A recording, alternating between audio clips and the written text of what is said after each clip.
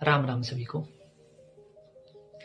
एक बहुत आम सा प्रश्न है जो सबके ही मन में आता है कि जब लोगों का बिछड़ना ही तय है तो लोग हमसे मिलते क्यों हैं। तो इसका आसान सा उत्तर यही है कि जैसे मैंने आपको एक कहानी बताई थी, एक पंडित जी थे और एक उनकी पत्नी थी। तो पूर्व जन्म में वो उनकी जो पत्नी थी वो बैल थी और पंडित जी जो थे वो किसान थे। तो अब पंडित जी जो जो क्रिया करते थे, मारते थे, पीटते थे, गाली देना, खाना नहीं देना, अब अगले जन्म में वही क्रिया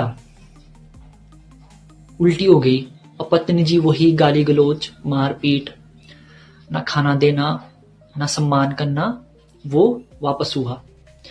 तो हमारे जीवन में भी जो लोग हमारे जीवन में आते हैं, जितने रिश्ते बनते हैं, हमारे माँ बाप हो, कोई संबंधी हो, दोस्त हो, वो हमारे कर्म के अनुसार तय होता है।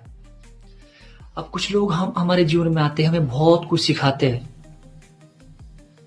कि त्याग कैसे करना है, प्यार कैसे करना है, दर्द कैसे सहना है, और कभी कभार बहुत कुछ छीन भी लेते हैं हमसे। हमारी सेल्फ रिस्पेक्ट छीन लेते हैं, हमारा सम्मान छीन लेते हैं, ठीक है।